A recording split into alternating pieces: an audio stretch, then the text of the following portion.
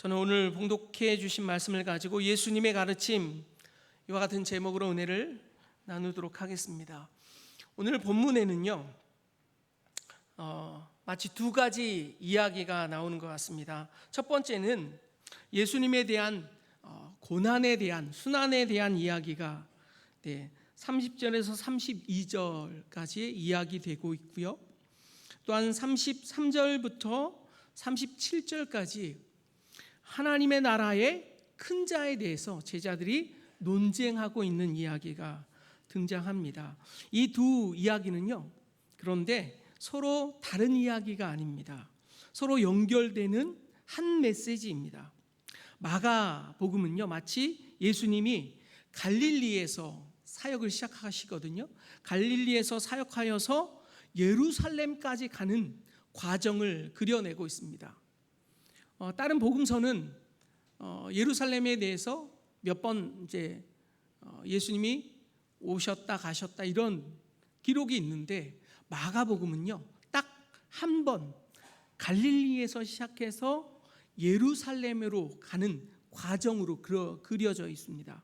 그래서 예수님의 대부분 사역은 갈릴리에서 사역을 하셨고, 많은 기사와 이적이 표적이 나타났습니다. 그렇게 시작을 해서 마지막에는 예루살렘에 가서 십자가에서 매달려서 이제 돌아가시는 그것으로 이제 여정이 마치게 됩니다. 그 과정에 오늘 본문이 있는 마가복음 9장은, 이 마가복음 8장부터 10장까지는요 예수님께서 제자들에게 제자도에 대해서 특별히 가리키시는 내용이 8장부터 10장까지에 있습니다. 오늘 본문이 9장에 있음으로 인해서 어떤 메시지가 나올까요? 제가 방금 말씀드렸는데요, 제자도에 대해서 이야기가 나옵니다. 오늘 이제 본문에 대한 메시지를 이제 잘 아시려면 예수님의 이동하신 동선에 대해서 잠깐 나누어야 합니다.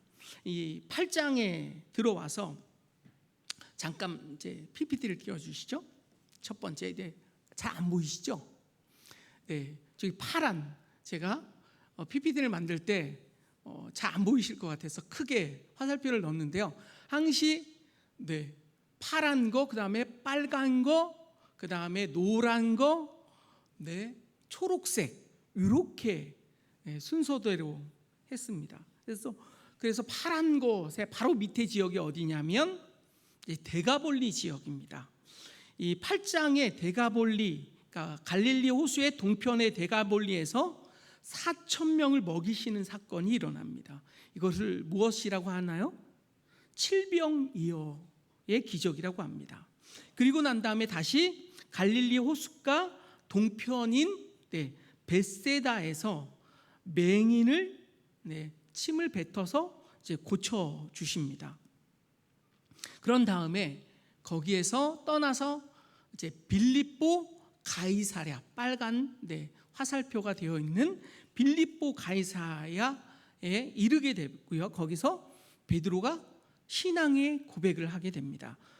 너는 나를 누구라 하느냐라는 물음에 베드로가 주는 그리스도시요 살아계신 하나님의 아들이십니다, 이와 같은 고백을 하게 되는 장소가 저기 빌립보 가이사랴입니다. 저기에서 빌립보 가이사랴에서 살짝 위로 무엇이 있냐면, 한 장 넘겨주시겠어요? 저기 보면 구름이 아니라요, 멀리 보이시면 구름이 아니라 저기 산이거든요. 앞에가 빌립보 가이사랴고요. 그리고 그 뒤에가 헐몬산입니다. 그런데 빌립보 가이사랴에서 신앙 고백을 한 다음에 저기 헐몬산에서 저기가 이제 변화산이 헐몬산이라고 추정하고 있는데요. 학자들은 두 가지 학설을 주장합니다. 하나는 변화산이라는 곳은 따로 있었다 주장하기도 하고요. 한 그 부류는 헐몬산이라고 이야기도 합니다. 그런데 대부분은 헐몬산이라고 추정을 하고 있습니다. 저기에서 예수님께서 고난, 이제 죽으심을 장사되심을 위해서 누구랑 이야기를 나누나요? 엘리야와 모세와 같이 이야기를 나누십니다.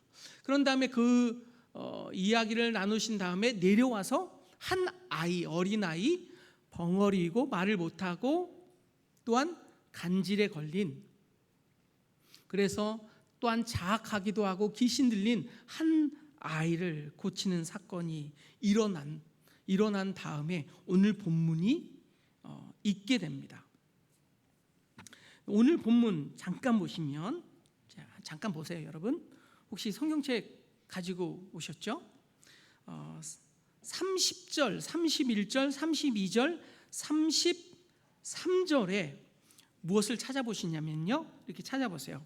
30절에 알리고자 아니하다 찾으셨어요? 30절에. 그리고 31절에 가르치시다 찾으셨나요? 네. 그리고 말씀하시다 31절에 찾으셨어요? 그리고 32절에 깨닫지 못하다 찾으셨습니까? 그리고 묻기도 두려워하다. 그리고 33절에 토론하다 찾으셨나요? 왜 제가 이 다섯 구절에 대해서 이야기하고 있냐면요, 모두 다 이 동사가 미완료 과거 시제입니다. 미완료 과거 시제는 과거로부터 지금까지 반복되었던 것을 의미합니다. 그러니까 30절에 보세요. 잠깐. 알리고자 아니하다라는 것을 반복했다라는 것이죠. 아까 그 PPT에서 헐몬산에서요, 아이를 고치고 난 다음에, 자, PPT 보여주세요. 그리고 가버나움에 이르게 됩니다. 이제 헐몬산에서 가버나움까지 그 가는 여정, 지도를 펴주세요. 헐몬산에서 가버나움, 갈릴리 가버나움에 가는 여정 가운데 당연히 예수님의 제자들과 예수님이 같이 걸어갔을 거잖아요. 근데 그 가는 동안에 무엇을 했느냐? 알리고자 아니했다. 무엇을 알리고자 아니했다라는 걸까요? 예수님이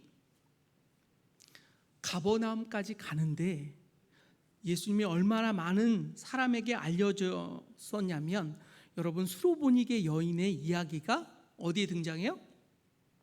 마가복음 6장인가 7장에 등장할 거예요. 7장에 등장하는데 수로보니게 여인의 그 집에 들어간 게 아니라 수로보니게 여인이 있는 그곳에 한 집을 택해서 예수님이 쉬고자 들어가시는데 그거를 수로보니게 여인이 봤던 것 같아요.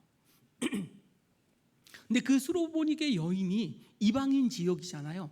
두로 지역이잖아요. 수리아 지역이거든요. 수리아 지역은 대대로 바알 신을 섬겼던 곳이었거든요. 그래서 유대인들은 그 수로보니게를 가지 않았습니다. 그런데 거기에 한 여인이었던 수로보니게 여인이 예수님을 알아봅니다. 그리고 자기 귀신 들린 딸을 고쳐달라고 찾아오게 됩니다. 이 수로보니게 그 마을에조차도 예수님에 대한 소문이 익히 들려왔다라는 것이죠.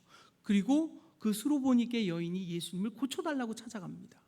그 정도로 예수님은 많은 사람이 익히 알고 있었던 그런 사람이었습니다. 그래서 헐몬산에서 가버나움까지 갈 때 얼마나 많은 동네와 또한 지역이 있었겠어요. 사람들이 가는 동안 꽤 있었겠죠. 그럼에도 불구하고 예수님은 그들에게 예수님에 대해서, 예수님을 모르게 혹은 그들과 교제하지 않고자 했다라는 것입니다. 예수님이 지나가는 길에 예수님과 마주쳐서 많은 사람이 그로 인해서 저 곧 치료해 주세요 라든가 이런 만남을 일부러 피하셨다라는 것입니다. 그 말은 무엇일까요? 예수님이 의도적으로 사람과 만나지 아니한 것입니다. 왜 그랬을까요? 이것을요, 마가는 의도적으로 미완료 과거 시제를 동사를 5개나 사용해서 강조하고 있어요. 이것에 대해서. 지금 마가는 이것에 대해서 무엇인가 강조하고 있어요.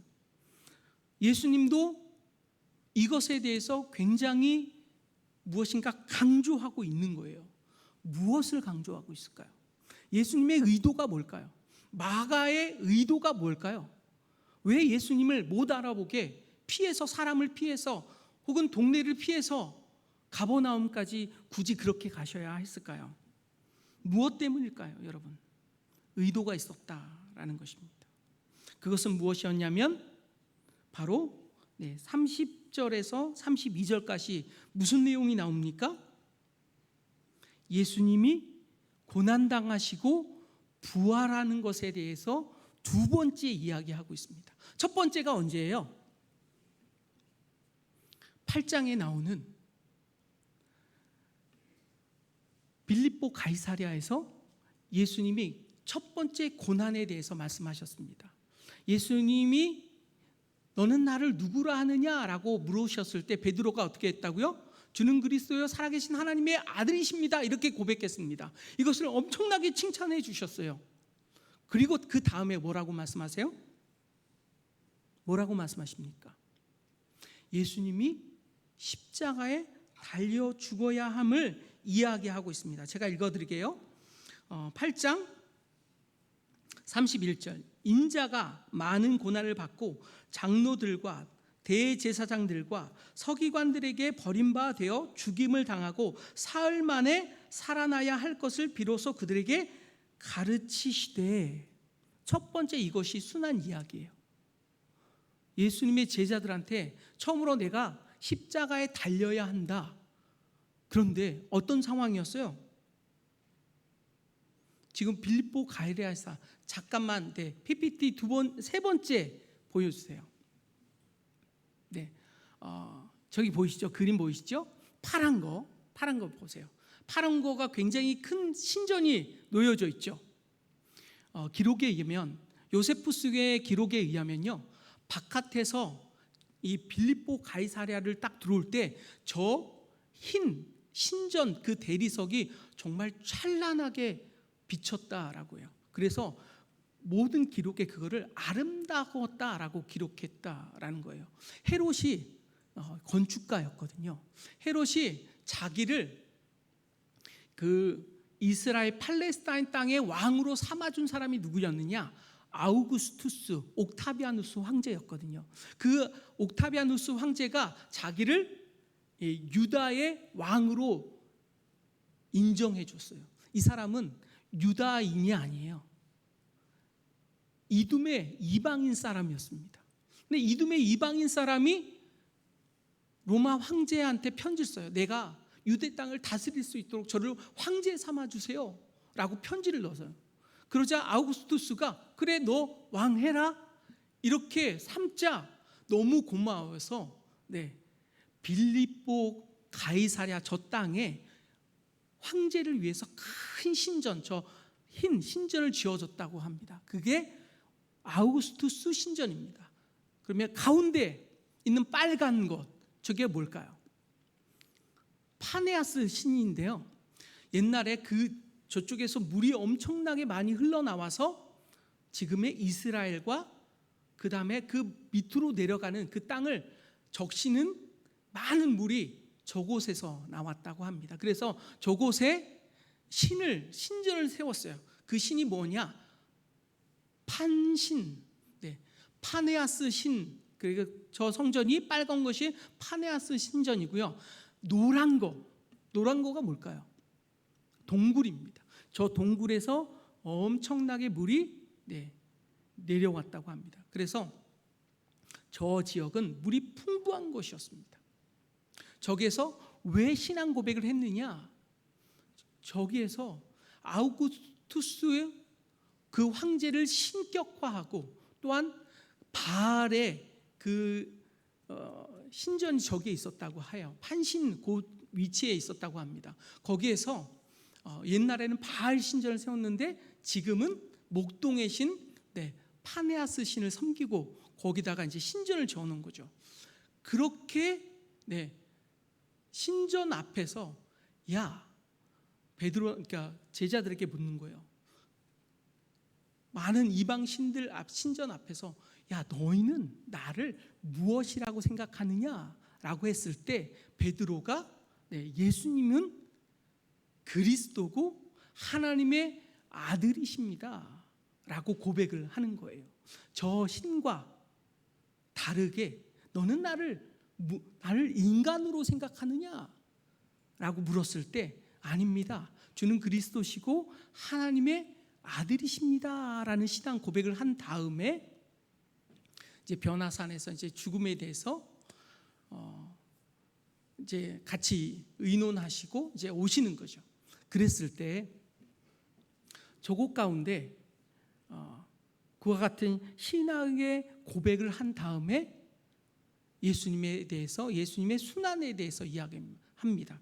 그러자 어떻게 됐냐면 베드로가 이렇게 말합니다. 32절에 붙들고 드러내놓고 이 말씀을 하시니 베드로가 예수님을 붙들고 항변하매, 여기서 붙들다라는 뜻은요 잡아 끌다라는 뜻을 갖고 있어요. 그리고 항변하다라는 것은 충고하다, 책망하다 이런 뜻이 있어요. 그러니까 예수님을 베드로가 어떻게 했냐면 역사를 딱 잡고요 끄집어 당긴 거예요. 확 끌어당기면서 이렇게, 내가 너를 3년 동안 따라다녔어. 내가 이제 한 자리 차지해야 되는데 십자가를 져야 된다고? 말 같지도 않은 소리 하고 있어. 이렇게 예수님에 대해서 책망했다라는 것이죠. 예수님을 베드로가 책망했다라는 거예요. 그때 뭐라고 해요? 사탄아 내 뒤로 물러가라. 내가 하나님의 일을 생각하지 아니하고 도리어 사람의 일을 생각하는도다. 이렇게 책망하십니다. 그러고 난 다음에 예수님이 두 번째로 예수님의 순환에 대한 이야기를 끄집어내신 거예요. 왜 그랬을까요? 왜요?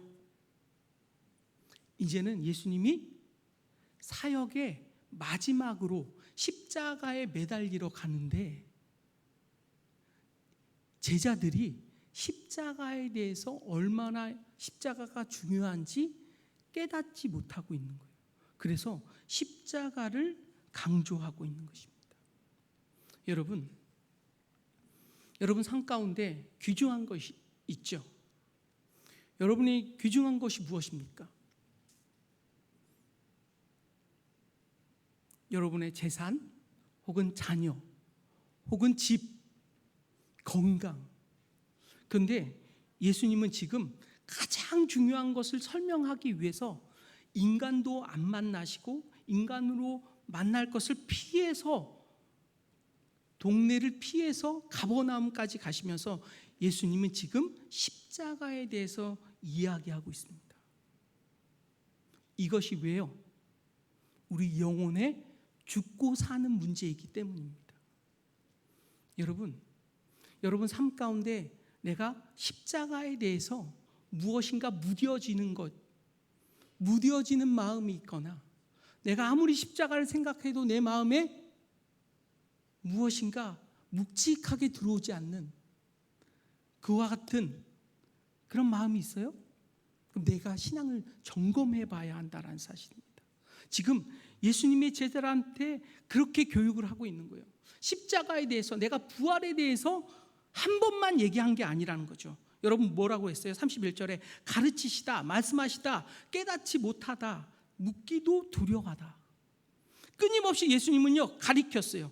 끊임없이 말씀했어요. 제자들에게 한 번만 말한 게 아닙니다. 예수님의 순환에 대해서, 부활에 대해서 한 번만 말한 게 아니라 반복적으로 말했다고요. 여러분, 우리 교회는요 무엇에 대해서 반복적으로 이야기해야 되느냐? 예수님의 십자가에 대해서 반복적으로 이야기해야 합니다. 또한 우리는 이 교회는 또 무엇에 대해서 반복적으로 이야기해야 되느냐? 예수님의 부활에 대해서 반복적으로 이야기해야 합니다. 그걸 듣고 여러분 아멘 하셔야 합니다. 그 십자가와 그 부활의 사건을 듣고 여러분 마음이 동해져야 합니다. 그런데 그 마음이 동해지지 않는 마음이 든다. 그러면 여러분 신앙을 점검하셔야 된다라는 거예요. 그런데 예수님의 제자는 어떻게 하고 있었어요? 33절 보세요. 가버나움에 이르러 집에 계실새 제자들에게 물어 이르시되 너희가 길에서 서로 토론한 것이 무엇이냐? 야, 니네들이 서로 막 그렇게 토론하고 쟁론하는데 그게 무엇이냐? 물었어요. 34절에 그들이 잠잠하니 그 길에서 서로 누가 크냐고 쟁론하였더라. 뭐예요 이게? 예수님이 왕으로 등극하실 때 내가 어떤 자리 차지할 거야? 나는 어떤 자리 갖고 싶어? 이렇게 논쟁한 거예요. 제가 한 2주 전에 서울의 봄을 봤어요. 여러분 서울의 봄 보셨어요? 보셨어요? 보신 분 잠깐만 손 들어주세요. 거의 안 보셨네요. 네, 좀 보세요. 네, 긴장감 있고요. 하는 영화 내내 무엇인가 이렇게 지루하지 않습니다. 어떤 이야기인가요? 박정희 대통령을 시해하고 난 다음에 전두환 그때 소장이죠. 이 소장이 그 사건을 조사하는 총수장이 됩니다. 박정희 대통령이 갑자기 시해하자 나라가 혼란해질 것과 그 다음에 북한이 쳐들어올 것을 염려해서 어떻게 했어요? 계엄사령관을 정승화 그때 육군 참모총장을 계엄사령관으로 임명을 했어요. 그런데 이 합동수사본부장이었던 전두환이 갑자기 정승화 계엄사령관을 체포해요. 그런 다음에 그 정권을 차지하기 위해서 수도방위 사령관이었던 누구죠? 이병환 그 수도방위 사령관과 이제 대치하면서 싸우는 이야기를 그리고 있는 것이 서울의 봄이거든요. 거기에 정우성이 주인공으로 나옵니다. 아주 멋있게 나와요, 여러분. 무엇 때문인가요? 정권을 차지하기 위해서, 자기가 대통령을 차지하기 위해서 그날 심지어는 전방부대에 있던 군대를 빼다가 공격을 하게 돼요. 그걸 보면서 옆에 이제 영화를 보던 사람이 그러는 거예요. 아휴, 대한민국은 왜 역사가 왜 이 모양이냐? 아니, 한국은 도대체 이 정치인들이 다 왜 그 모양이냐? 막 그러면서 탄식을 하는 거예요. 아니, 나라가 지금 대통령이 죽여서 어떻게 되는지 모르는데 전방부대 병력을 빼다가 아군하고 싸우는 일이 벌어졌다라는 그것을 이제 하룻밤의 이야기를 그린 영화인데요. 마치 그와 같이 자기의 무슨 자리를 차지하기 위해서 서로 논쟁했다라는 것이죠. 얼마나 한심해요. 예수님은 지금 십자가 지기 위해서 걸어가고 있는데 예루살렘으로 이제 가고 계신데 그들은 자기가 어떤 자리 차지하느냐 그것만 혈안이 되어서 그거에 몰입되어 있는 것을 볼 수가 있습니다. 오늘 마가는요, 그와 같은 상황을 지금 보여주고 있는 거예요. 예수님께서 우리를 위하여 십자가 지시고 우리를 위하여 친히 몸 찢기시고 피 흘리셨는데 사순절이 되어서 이제 고난주간이 다음 주잖아요. 가까웠는데 사순절이며 뭐며 아무것도 없고 그냥 똑같이 시간 흘러가는 대로 그냥 살아내는 우리의 모습을 한번 돌아보자라는 것입니다. 여러분, 마가의 의도적인 이 표현들, 반복적으로 예수님이 십자가와 부활을 강조했으나 제자들은 거기에 아무 반응을 하지 않고 오히려 자기가 예수님이 왕으로 등극하면 어떤 자리 차지할 것이냐, 그거에만 몰입되어 있는 그런 상황. 그 모습이 혹은 지금 살고 있는 나의 모습 아닙니까? 내가 십자가를 생각해도, 예수 그리스도의 그 부활을 생각해도 그 마음에 뭔가 동하여지지 않는 나의 마음, 혹시 나의 모습과 여러분의 모습이 아닐까요? 예수님은 그러기 위해서 지금 오늘 마가를 통해서 이야기해주고 있다라는 사실입니다. 그들은요 깨닫지도 못하고 묻기조차 두려워했다라는 것이죠. 여기서 두려움은 두 가지일 수가 있습니다. 첫 번째 무엇이었느냐? 유대인의 종말론의 영향 때문이었습니다. 무슨 소리냐? 유대인의 종말론에 의하면요, 메시아가 등극을 하셔서 그날 곧 심판의 날을 하나님께서 그 메시아 하나님의 대리자로서 악과 악인들을 심판하고 의와 의인들을 신원하는 그날, 그러한 분이 죽임을 당하면 안 되잖아요. 그들은요 정치적인 메시아를 생각한 거예요.